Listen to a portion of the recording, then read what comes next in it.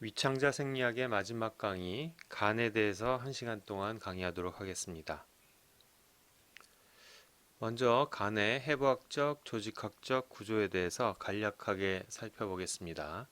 간은 오른쪽 상복부에 위치한 복강 장기로 약 1.5km 정도의 거대한 장기죠.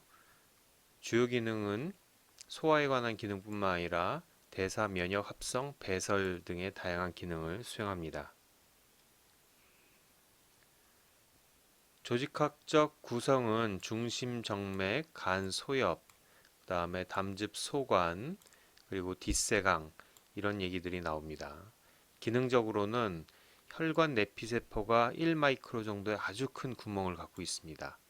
모세혈관의 구멍이 상당히 크기 때문에 간에서 생성된 다양한 단백질을 혈관으로 쉽게 분비할 수 있고 혈관에 있는 다양한 영양분을 간세포에서 쉽게 빨아들일 수 있습니다.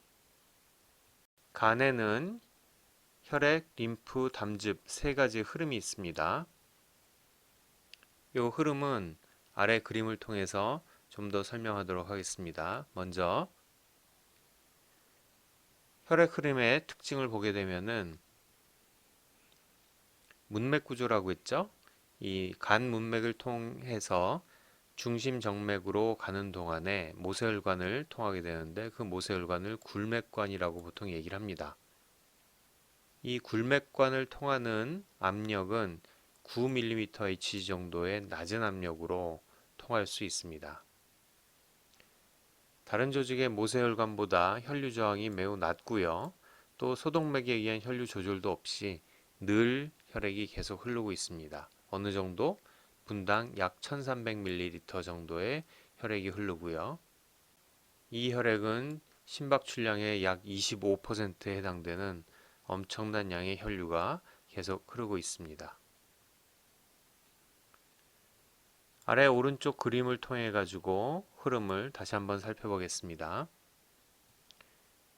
혈액의 흐름은 간 문맥에서 굴맥관을 통해서 중심 정맥으로 흐릅니다.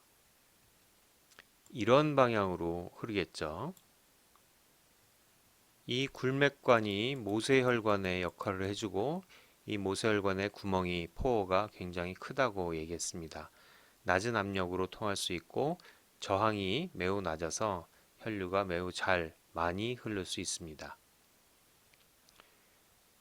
혈류가 흐르는 동안에 포탈베인, 간문맥을 통해서 들어오는 영양분은 간세포로 흡수가 되고요.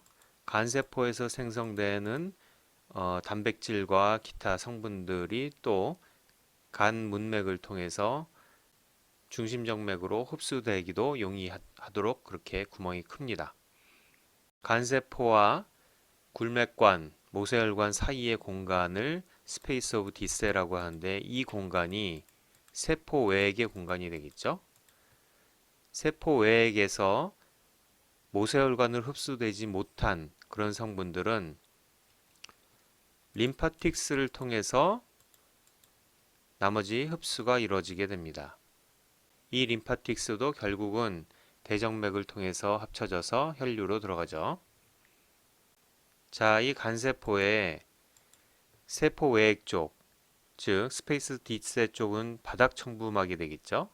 그리고 그 반대쪽 담즙 소관 쪽으로 맞닥뜨린 쪽에 간세포의 막은 첨부막이 될 겁니다. 아마 기능적으로 간세포는 상피세포와 마찬가지로 바닥 측면막과 첨부막의 따로 극성을 갖는 그런 단백질별을 볼 수 있을 겁니다. 간세포의 첨부막 쪽으로 분비된 그런 물질들은 담즙 소관을 통해서 흡수돼서 간 담관을 통해서 담즙으로 배설됩니다. 자, 이 왼쪽 그림은 오른쪽의 2차원적인 간의 구조를 3차원으로 합성한 것입니다. 혈관들과 담관들의 수직과 수평배열이 이루어지면서 많이 복잡해지죠. 요즘 이렇게 2차원적인 구조를 3차원적으로 리컨스트럭션 하는 그런 기술들도 많이 발전되고 있습니다. 간의 조직학적으로 특징적인 세포들이 또 있는데요. 쿠퍼 세포와 간별 세포입니다. 쿠퍼 세포와 헤파틱 스텔레 셀입니다. 쿠퍼 세포는 면역 세포입니다. 선천 면역을 담당합니다. 원래 단핵세포, 혈액 내 단핵세포가 매크로페이지로 가는데 간에서는 그 매크로페이지가 쿠퍼세포라는 이름을 갖고 있습니다. 굴맥관 안쪽, 모세혈관 안쪽에 위치하고 있죠. 그래서 혈액 내에 있는 박테리아나 유해물질들을 제거하는 역할을 합니다. 굉장히 빠르게 제거합니다. 별세포는 뒷세강 안쪽에 존재합니다. 세포 외의 공간에 존재하는 거죠. 실버 염색을 하면은 검게 보이는 특징이 있었고 이또라는 분이 자신의 이름을 붙여서 이또셀이라고 얘기하기도 했습니다. 이 세포는 섬유 아세포와 비슷한 특징을 갖고 있어서 콜라겐 성장 인자 합성을 굉장히 잘 조절합니다. 최근에는 간경화를 유발하는 주요한 원인 세포로 생각을 하고 이또세포라고 불리는 것보다는 간별세포로 스텔레셀로 불립니다. 이 스텔레셀은 간에만 존재하는 건 아니고요. 내장 장기에 있는 파이브로블래스트를 보통 별세포라고 얘기를 하고 췌장에도 있고 신장에도 있고 다양한 내장 장기에 스텔레셀이 존재한다고 밝혀졌습니다.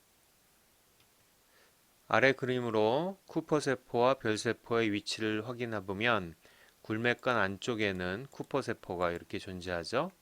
그리고 세포 외 뒷세 공간에는 요 별세포들이 존재하는 것을 볼 수 있습니다. 자, 오른쪽 그림은 혈류와 담즙의 흐름에 대해서 종합적으로 정리한 그림입니다. 차분하게 살펴보기 바랍니다. 다음은 담즙의 합성과 순환에 대해서 설명하겠습니다. 간에서 생성하는 담즙은 그 구성이 담즙염, 포스파티딜콜린, 콜레스테롤 이게 10대 3대 1로 구성된 것입니다.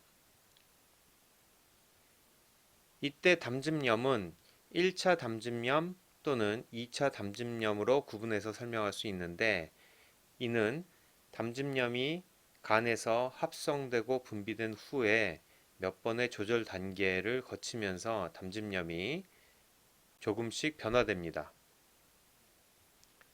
자, 먼저 간에서는 콜레스테롤을 수산기를 붙여서 1차 담즙염인 콜릭 애시드와 캐노데옥시콜릭 애시드로 합성합니다. 이 1차 담즙염의 상태로 간세포의 내각막 쪽에 첨부막 쪽에 담즙염 배출 펌프를 통해서 담즙 소관으로 분비하고 간 담관을 통해서 작은 창자로 분비가 되겠죠. 이렇게 분비된 작은 창자로 분비된 1차 담즙염은 회장과 맹장에 있는 장세균에 의해서 2차 담즙염이 됩니다.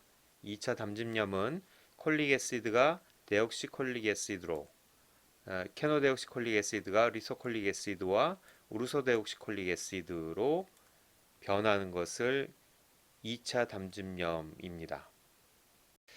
1차 담즙염과 2차 담즙염이 된 다음에 다시 혈액으로 흡수돼서 간으로 들어가면 간에서는 2차 가공이 될 수 있는데 이 2차 가공은 글리신 또는 타우린과 컨주게이션, 결합을 시키는 것입니다.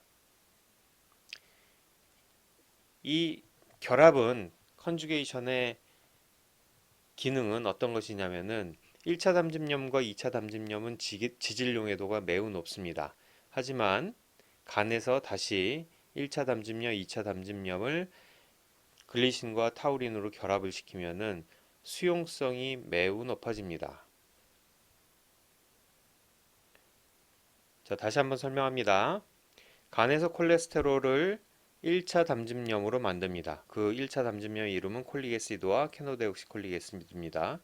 이 1차 담즙염이 분비가 돼서 작은 창자로 넘어오면 회장과 맹장에 있는 장세균에 의해서 2차 담즙염으로 변화됩니다. 2차 담즙염은 데옥시콜릭 애시드, 리소콜릭 애시드, 우르소데옥시콜릭 애시드라고 얘기하고 이 1차 담즙염과 2차 담즙염이 다시 혈액으로 흡수돼 가지고 간을 통과할 때 글리신과 타우린에 의해서 결합이 됩니다. 그래서 수용성이 더 높아지는 거죠. 자, 이렇게 형성된 1차 담즙염, 2차 담즙염 또는 결합된 1차 담즙염, 결합된 2차 담즙염 이것들이 혈액과 작은 창자와 간을 순환하게 됩니다. 자, 아래 그림으로 컨주게이션의 과정을 다시 한번 좀 살펴보겠습니다. 혈액 내에 있는 unconjugated bile acid는 하이드로젠 아연과 붙어서 중성화된 극성이 없는 무극성의 상태로 존재하죠. 간세포 지질막을 쉽게 통과해서 안쪽으로 들어오게 되면 하이드로젠 아연이 떨어지면서 글라이신이나 타우린이 결합을 해서 BAY, BAG 같은 결합 담즙염이 됩니다. 이 결합 담즙염은 배출 펌프를 통해서 이 바일 카날리큘러스 쪽으로 분비가 됩니다. 이 위창자로 분비가 된 이 담즙염은 다시 혈액으로 이 컨주게이티드 폼으로 다시 돌아와서 다시 간세포로 캐리어를 통해서 안으로 들어와서 다시 분비가 되는 이 순환의 과정을 겪게 됩니다. 2차 담즙염 중에 리소콜릭 애시드 같은 경우에는 독성이 높기 때문에 재흡수하지 않고 대변으로 배설해야 됩니다. 자, 이렇게 작은 창자로 분비하고 다시 흡수해서 간문맥을 통해서 다시 또 내보내고 이런 반복적인 것을 장간순환이라고 합니다. 담즙염의 장간순환. 하루에 약 4g의 담즙염이 분비가 되고 재흡수가 됩니다. 재흡수될 때는 95%가 재흡수가 되지만 5% 정도는 흡수되지 않고 배설이 됩니다. 이 5% 정도 배설되는 것만큼 다시 간에서 콜레스테롤을 끌어다가 담즙염을 다시 만들어야겠죠. 담즙 안에 담즙염 이외에 또 다른 성분이 있다고 그랬죠. 레시틴과 콜레스테롤입니다. 그중에 레시틴의 주성분은 포스파티딜 콜린입니다.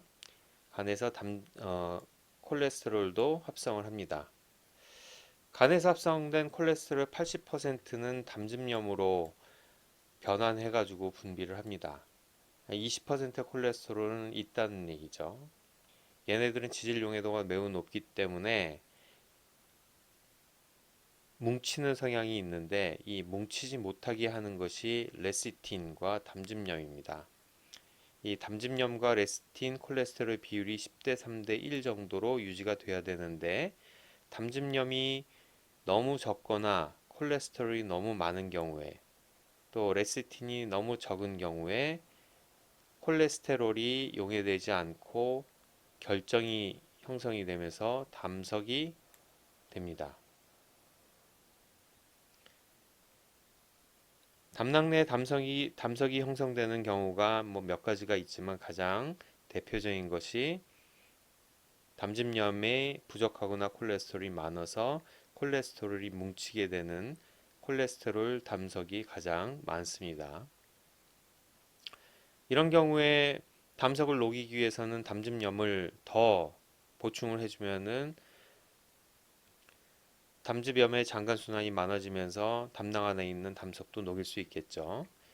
그러기 위해서 보통 사용하는 것이 우르소데옥시콜릭 애시드를 먹는 방법으로 사용합니다. 우루사입니다. 우루사. 콜레스테롤에 대해서 좀 더 살펴보도록 하겠습니다. 콜레스테롤은 세포막의 구성 성분이기도 하고 호르몬을 구성하는 데 중요한 요소이기도 하고 그렇기 때문에 다양한 세포에서 콜레스테롤을 합성을 합니다. 이렇게 합성된 콜레스테롤은 다른 조직에서 간으로 이동이 되면 담즙염으로 전환이 되거나 담즙과 함께 분비가 됩니다. 작은 창자로. 그 후에 다시 담즙염의 장간순환과 마찬가지로 작은 창자에서 대부분을 모두 다 흡수해서 간으로 다시 순환을 거치게 됩니다. 자, 외부에서 먹는 음식물의 콜레스테롤이 있죠. 이 외부에서 먹는 콜레스테롤은 그 양이 제한적입니다.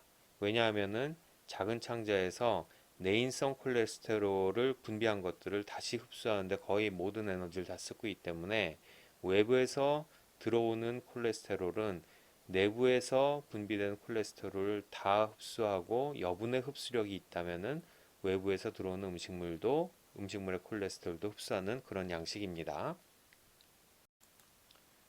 이렇게 내부에서 합성된 콜레스테롤은 주로 우리가 먹는 음식물 중에 육류에 들어있는 포화지방산이 몸에서 콜레스테롤로 전환을 하는 것이 대부분입니다. 외부에서 먹는 콜레스테롤이 흡수되는 게 아니라 외부에서 먹는 육류에 있는 포화지방산이 몸에 들어와서 콜레스테롤로 전환이 된다는 거죠. 자, 그렇기 때문에 외부 음식물의 콜레스테롤을 줄이는 것은 그렇게 크게 도움이 안 됩니다. 어차피 그것은 흡수가 잘 안 되고 내인성 콜레스테롤을 증가시키지 못하게 하기 위해서는 육류에 있는 포화지방산을 덜 먹는 것이 더 중요하겠죠. 지금 현대 사회에서 몸의 콜레스테롤과 순환기 계통 질병의 연관성에 대해서 많은 연구가 진행되고 결과가 조금씩 다른 양상으로 발표되기도 합니다. 여러분들도 좀 더 콜레스테롤 대사에 대해서 체계적으로 공부할 필요가 있습니다. 아래 그림은 담즙염의 순환을 정리한 그림입니다. 간에서 콜레스테롤을 통해서 만들어진 1차 담즙염 또는 혈액에서 간문맥을 통해서 흡수한 1차, 2차 담즙염은 간에서 컨주게이션의 과정을 거치면서 글리신이나 타우린을 붙인 다음에 분비가 되죠. 분비가 되면 담즙으로 분비가 되면 작은 창자를 통해서 지질 성분의 음식물의 지질 성분의 소화를 도우면서 작은 창자를 쭉 내려갑니다. 자, 이때 새로 합성된 1차 담즙염은 장세균을 만나서 2차 담즙염으로 변하게 되고 또 2차 담즙염이나 1차 담즙염은 컨주게이션 된 상태에서는 작은 창자의 회장 부분의 말단에 있는 수용체에 의해서 상피세포로 흡수돼서 다시 간문맥을 통해서 간으로 들어오게 됩니다. 장세균은 1차 담즙염과 2차 담즙염 중에 컨주게이션 된 애들은 컨주게이션을 떨어뜨린다고 했죠. 그래서 언컨주게이티드 상태로 만들고 이 언컨주게이션 된 상태는 큰 창자에서 수동적으로 흡수돼서 다시 혈액으로 들어가서 간으로 들어오게 됩니다. 간에서는 다시 컨주게이션이 일어나서 분비가 되겠죠. 자, 이렇게 되면 혈액에는 어떤 성분들이 있을까요? 먼저 컨주게이션 된 1차 담즙염들이 장세균을 만나기 전에 흡수가 되면은 컨주게이션 된 1차 담즙염이 있을 수 있겠죠. 두 번째는 컨주게이션이 됐다고 하더라도 장세균을 만나면은 2차 담즙염이 생성이 되고 2차 담즙염이 생성이 되면은 얘네들이 또 흡수가 돼서 결합된 2차 담즙염이 혈액 내에서도 보일 수가 있습니다. 또 반면에 1차 담즙염, 2차 담즙염 중에서 컨주게이션 된 애들은 장세균을 만나면 컨주게이션이 풀리면서 언컨주게이티드 된 담즙염이 혈액 내에 또 들어갈 수가 있겠죠. 그래서 혈액 내에는 컨주게이션이 안 된 1차 담즙염, 2차 담즙염이 모두 포함되어 있고 얘네들이 간으로 들어오게 되면 간에서는 다시 컨주게이션을 만들어서 수용성을 높인 다음에 담즙을 통해서 분비하게 됩니다. 이런 장간 순환을 보이게 되는데요. 이런 장간 순환을 통해서 95%는 다시 재흡수되고 나머지 5% 정도가 흡수가 되지 않은 상태로 배설이 되게 됩니다. 이 배설되는 만큼은 간에서 다시 생성이 돼가지고 보충을 하게 되는 거죠. 이것을 이제 장간 순환이라고 그럽니다.